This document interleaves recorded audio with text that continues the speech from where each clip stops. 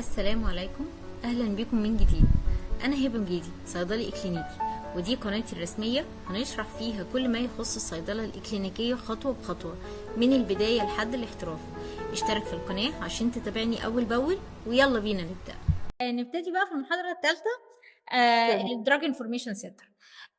الكلينيكال فارماسيست احنا قلنا ان هو ليه فانكشنز كتير، تمام؟ يعني في سبيشاليتي من الكلينيكال فارماسيست، ممكن تكون اونكولوجي، ممكن تكون بيدياتريك، ممكن تكون نيكيو، ممكن تكون كريتيكال كير، ممكن تكون انفكشوس ديزيز سبيشاليست. طيب في سبيشاليتي تانية من الكلينيكال فارماسيست اسمها دراج انفورميشن. خلاص؟ يعني ايه دراج انفورميشن سبيشاليست؟ بيبقى زي اللي هو مركز المعلومات الدوائيه. وايه هو مركز المعلومات الدوائيه او دراج انفورميشن سنتر؟ اللي هتلاقيه فاتح في كل مستشفى، وهتلاقيه فاتح مثلا في كل مثلا في وزاره الصحه، في الاداره المركزيه، في هيئه الدواء، هتلاقي مثلا مسؤول مركز المعلومات الدوائيه. مدير هو مركز المعلومات الدوائيه ده مكان، تمام، بيقدم خدمه ايه من الاسم كده؟ ان هو بيقدم خدمه للميديكيشن انفورميشن. خلاص؟ يبقى كون ان انت بتعمل بروفيجن اوف ميديكيشن انفورميشن، بتقدم خدمه ميديكيشن انفورميشن او توضيح خدمه الميديكيشن انفورميشن، دي اصلا fundamental professional responsibilities of the pharmacist in health care system او in health system. هو ده جزء اساسي من الوظيفه والمسؤوليه بتاعتك كفارماسيست او ككلينيكال فارماسيست. طب الميديكيشن انفورميشن may be patient specific، يعني ايه؟ يعني انت ممكن تدي معلومات دوائيه خاصه بالعيان، وممكن تدي معلومات دوائيه، تمام، للفيزيشن، وممكن تدي معلومات دوائيه خاصه بالبوبيوليشن. بمعنى ايه؟ ممكن مثلا حد يجي يسالك سؤال، بيشنت هو اللي يسالك، او نيرس تسالك، او فيزيشن يسالك، او ممكن ان انت تتسال سؤال خاص بمثلا الشعب المصري، او تتسال سؤال مثلا خاص بمرضى مستشفى بني عبيد مثلا. خلاص؟ يبقى هو مش بس patient specific، ولكن ممكن برضو ان هو يكون ليه جروب اوف بيشنت او البوبيوليشن. الميديكيشن انفورميشن may be patient specific as integral part of pharmaceutical care. ده جزء اساسي من الفارماسيوتيكال كير. ولو تفتكروا واحنا بنقول الفارماسيوتيكال كير هو بيشنت ميديكيشن ريليتد بروبلمز، او كل حاجه خاصه بالميديكيشن بلس البيشنت اديوكيشن، بلس ان انت تدي انفورميشن للبيشنت والاذر هيلث كير بروفيشنالز.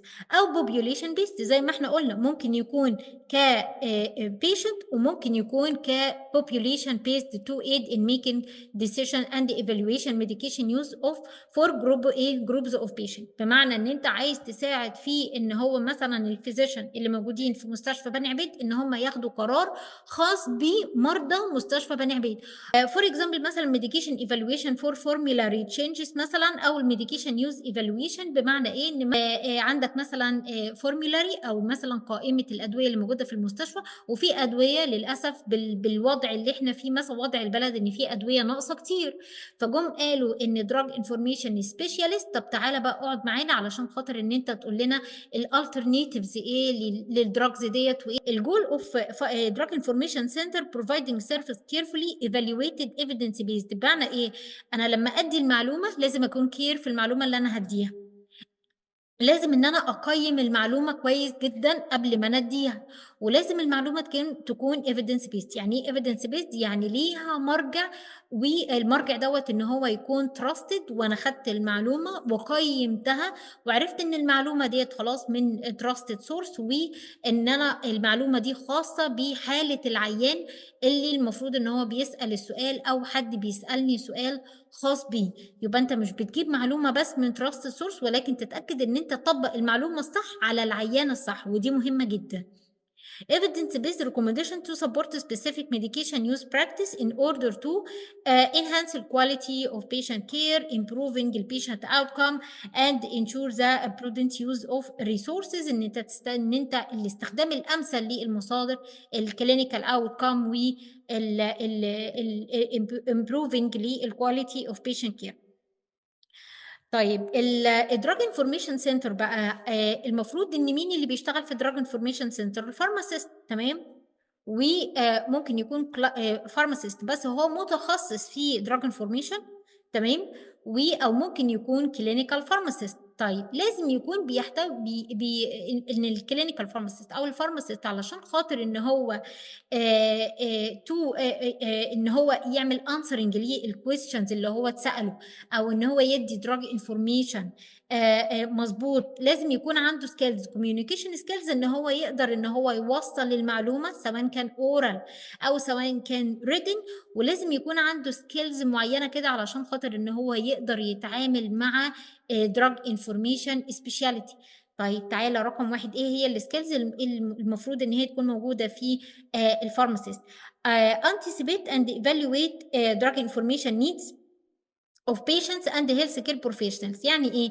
يعني المفروض مثلا في انت اتسالت سؤال، السؤال دوت ريليتد لمعلومه دوائيه drug information، تمام. انت المفروض ان انت بتتوقع الاحتياجات من السؤال ده، وان انت بتعمل تقييم لدراج انفورميشن نيدز. بمعنى ايه؟ البيشنت مثلا، ودي هنشوفها برضو في اكزامبل واحنا بنقول البيشنت مثلا سالك سؤال، خلاص، ممكن يكون سالك سؤال على قد فهمه، فانت بتتوقع ان البيشنت ده هو عايز ايه من السؤال. يعني مثلا يجي يقول لك انا انا يعني مثلا الفوار ده لما باخده لا يعني بلاش، مثلا بحس ان انا معدتي قلبه مثلا ما بقدرش ان انا اخد فوار. فانت بتتوقع ان البيشنت دوت بيقول لك ان انت شوف لي حاجه تانية غير الايه، غير الفوار.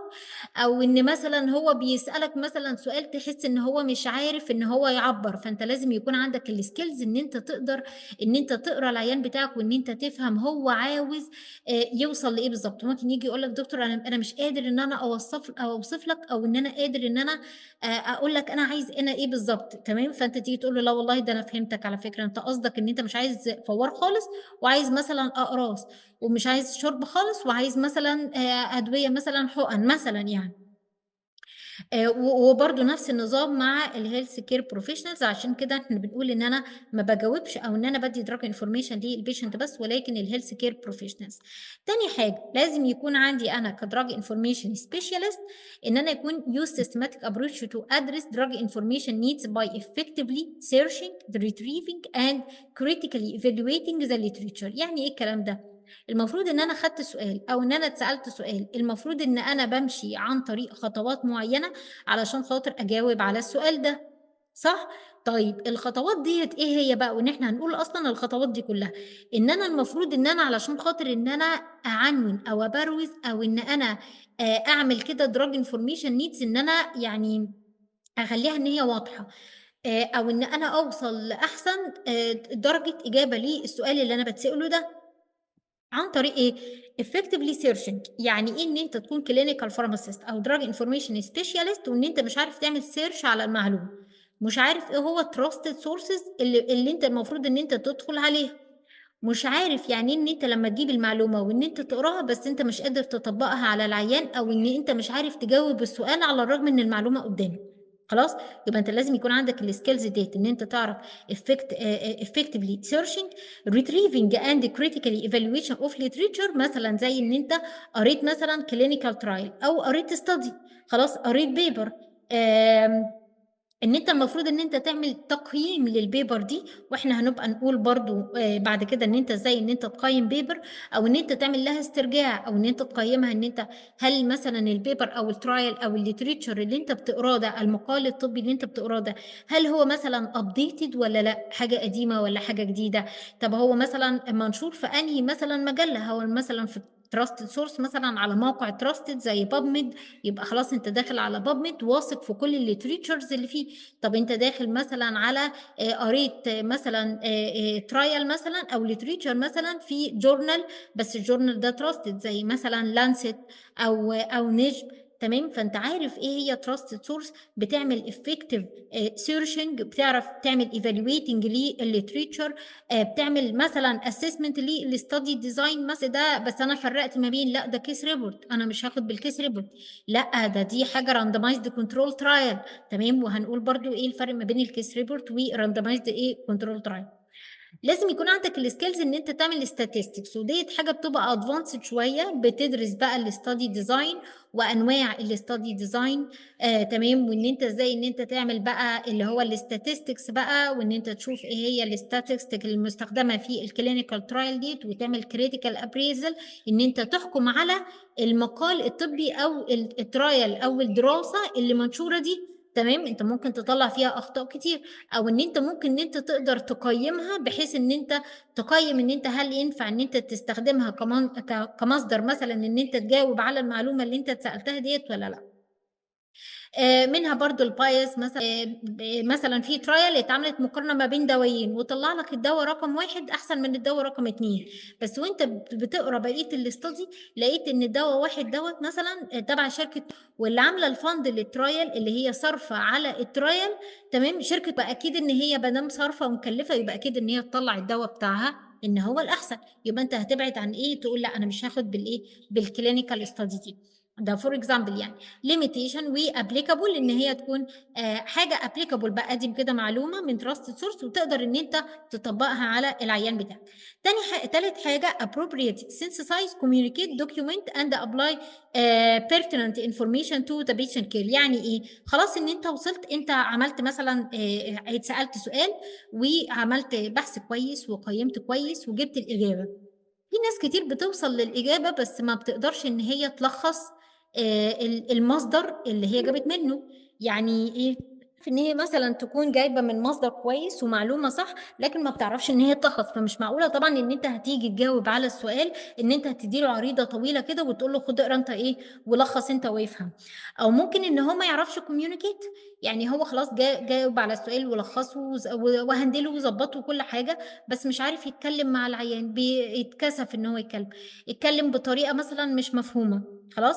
طيب ممكن documentation طبعًا مهم جدًا في شغلنا سواء كان clinical pharmacist أو drug information specialist إن أنت لازم إن أنت تعمل documentation صح، حتى كمان كclinical pharmacist وأنت بتكتب الrecommendation لازم تتكتب بطريقة مضبوطة.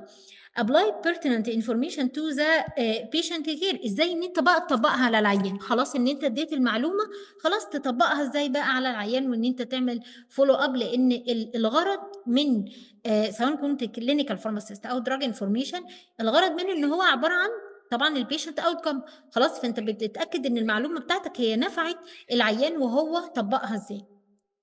Drug Information Center specially designed drug information request form should be produced to be used as a tool for documenting and retrieval which including the following بمعنى إيه؟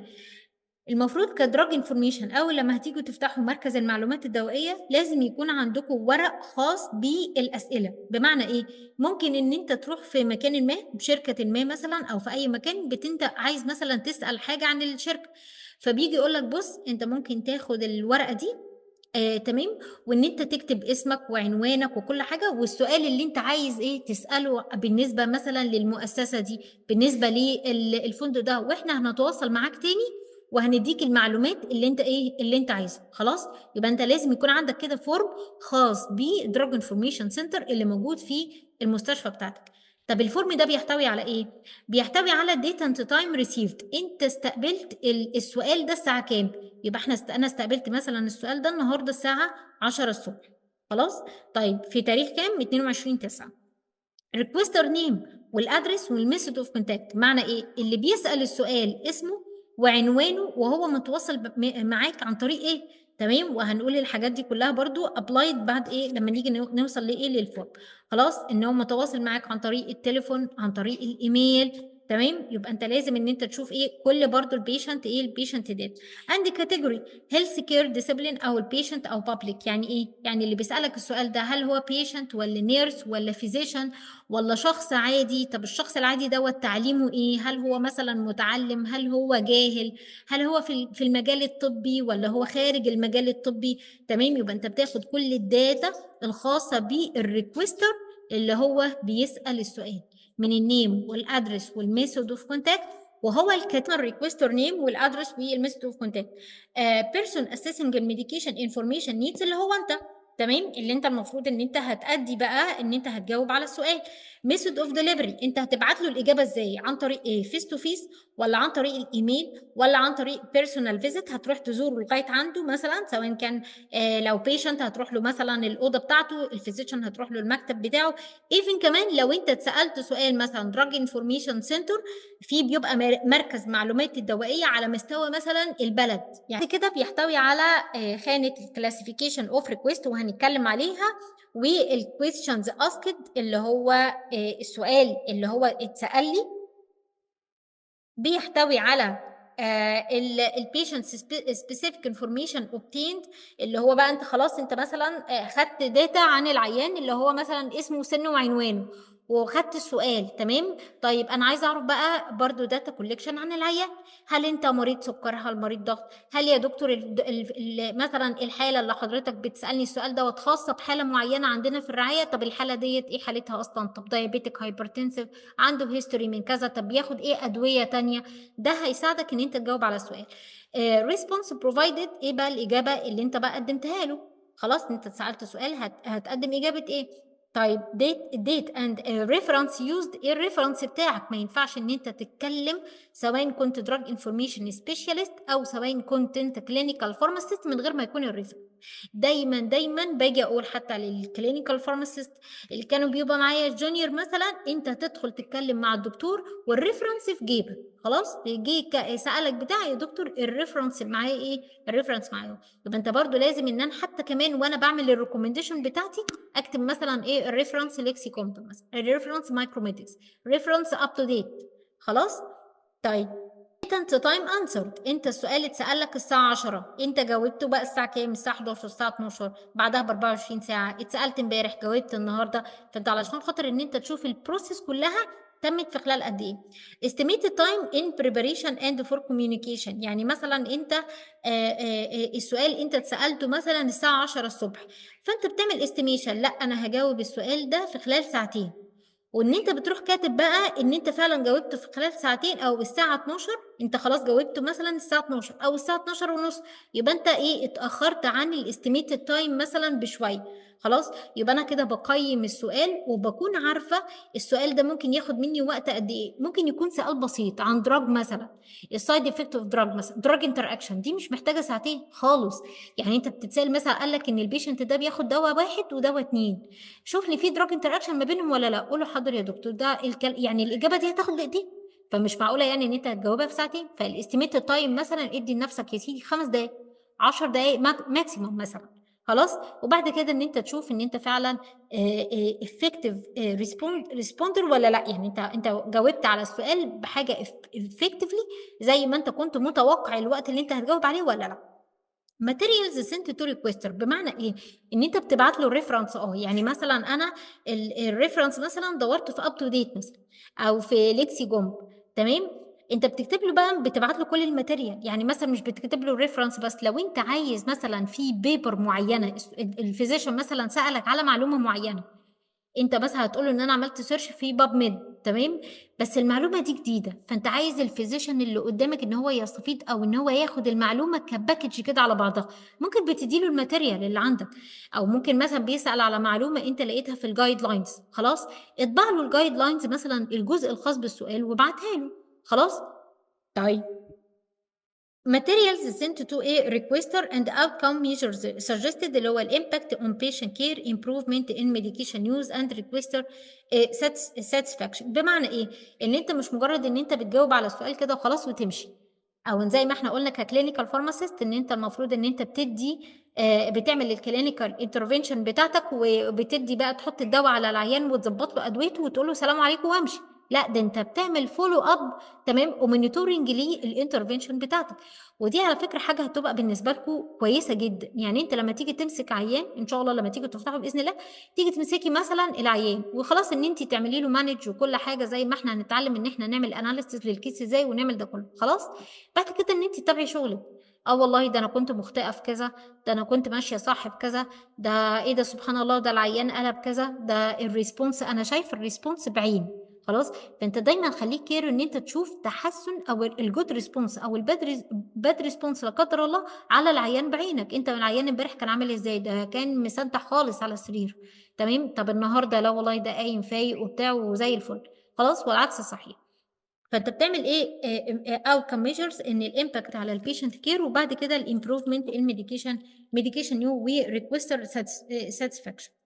بالنسبه للريكوستر ساتسفاكشن ديت ان انت حتى لما تجاوب مثلا مجرد معلومه، بس معلومه لواحد بيسالها لك، هو مش شرط ان هو يكون عيان، بس هو مثلا بيسالك على دواء فلاني، خلاص، هل انت كده رضيته بالاجابه اللي انت اديتها له ولا لا؟ هل هو ماشي من قدامك مثلا، حتى لو انت واقف في صيدليه مثلا اديته المعلومه الكافيه فلقيت ان اللي قدامك والله ده صحيح فعلا، شكرا جدا افدتني جدا، انت قلت لي كل حاجه، تمام، ولا مجرد ان انت قلت له كلام فلقيت ان البيشنت اللي قدامك ده كده طيب ماشي خلاص ماشي شكرا، ويروح جاي ايه ماشي، هو ما فهمش حاجه اصلا، خلاص. فانا لازم برضو ان انا اتاكد ان انا وصلت للايه، لارضاء الريكوست.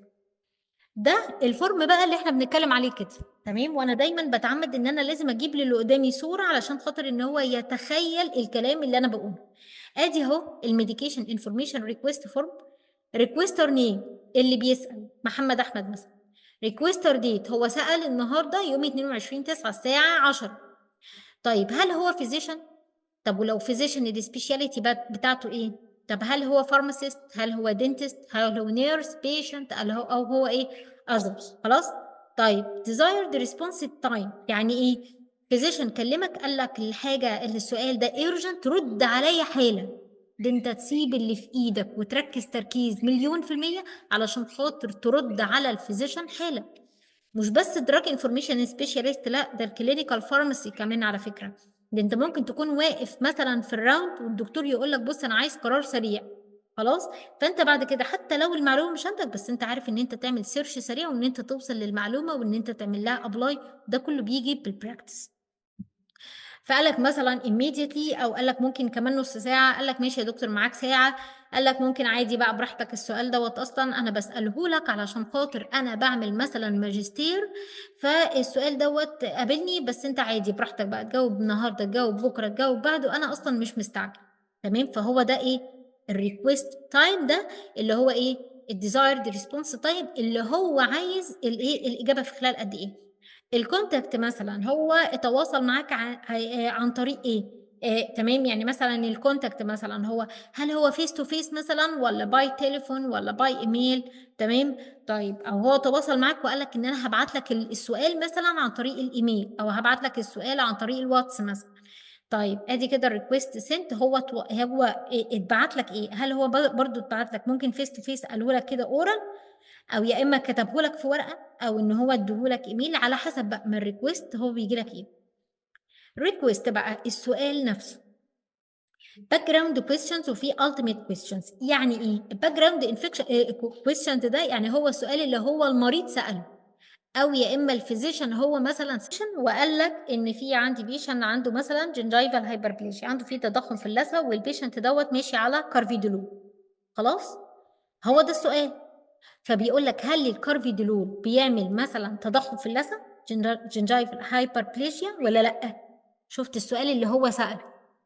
طيب انت من معرفتك مثلا عارف ان الكارفيدولول دوت ما بيعملش هايبربليشيا خالص، ما بيعملش كده. فانت بقى بتعمل موديفاينج للسؤال، يعني بتقول له ايه؟ طيب هو البيشنت ده بياخد دواء تاني غير الكارفيدولول؟ قال لك ده هو بياخد دواء ضغط تاني نورفاس. فانت عارف مثلا ان النورفاسك بيعمل جنجايفال هايبربليشيا، او لما جيت بحثت بقى على النورفاسك اكتشفت ان النورفاسك ده هو اللي بيعمل ايه؟ الجنجايفال هايبربليشيا. فمعنى الالتيميت كويستشنز هو السؤال بقى اللي انت بتساله ليه اللي بيسالك السؤال ده علشان خاطر تعرف منه الزيتون، تمام. وهنشوف برضو اكزامبل تاني. تمام. يعني ما ينفع المدام بتاعتي مثلا تاخد ليزينوبريل، هل هو امان للستات؟ فتيجي تقول له ايه؟ هي مراتك مثلا بريجنانت؟ شفت بقى؟ خلاص يقول لك تقول له لا ما ينفعش، خلاص كونترا انديكيتد ان بريجنانسي، خلاص كده. يبقى انت سالت السؤال التوضيحي، تمام، اللي انت تعرف منه المعلومات علشان خاطر ان انت بقى ايه؟ تعرف الزتونه وتعرف تجاوب على السؤال. ده الفرق ما بين الباك جراوند كويشنز اللي هو بيساله والالتيميت كويشنز اللي انت بتساله له علشان خاطر تاخد معلومات ايه توضيحيه تانية. patient information if needed بقى، يعني مثلا ان انت ايه النيم والويت والهايت مثلا medication history medical history زي كل البيشنت انفورميشن داتا اللي احنا قلناها في الكلينيكال فارماسي شيت. طب ليه؟ علشان خاطر لو كان السؤال ليه علاقه بالدوز، ممكن حد يتصل بيك مثلا وانت كدراج انفورميشن سبيشالست يقول لك مثلا عايز اعرف جرعه دواء فلاني، تمام؟ والجرعه ديت لازم ان هي بتتحسب على حسب مثلا ادجستد بادي ويت، خلاص؟ فانت لازم تعرف الويت والهايت او الايديال بادي ويت مثلا، فانت لازم ان انت تعرف الويت والايه ويت والهايت علشان خاطر ان انت تعرف ان انت تعمل ايه الدوزنج. يبقى المعلومات دي تمام لو انت محتاجها خدها. بعد كده بتعمل كلاسيفيكيشن للريكوست بتاعك، يعني مثلا حد قال لك مثلا انا عايز اعرف الدوز، تمام؟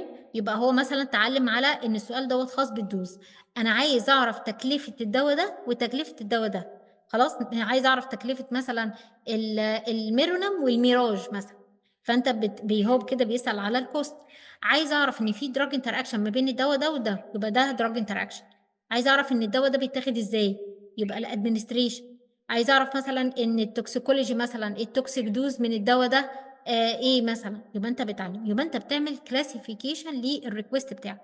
يبقى هو سالني عن دراج انتر اكشن، يبقى السؤال بتاعي خاص بالدراج انتر اكشن. مش هتروح بقى تدور في كل المعلومات بقى، لا دي انت هتروح تدور في السورس او الريفرنس الخاص بالدراج انتر اكشن، هتدور في الريفرنس الخاص بالدوزنج، هتدور في الريفرنس الخاص بالدوز ادجستمنت، ان انت تعمل كالكوليشن للدوز ايه ادجستمنت. بعد كده ان انت بتجاوب على السؤال بتاعك وبتكتب الريفرنس بتاعك اللي انت دورت فيه، وبتروح جاي بقى عامل مثلا answered by كذا اسمي، تمام؟ والتاريخ والوقت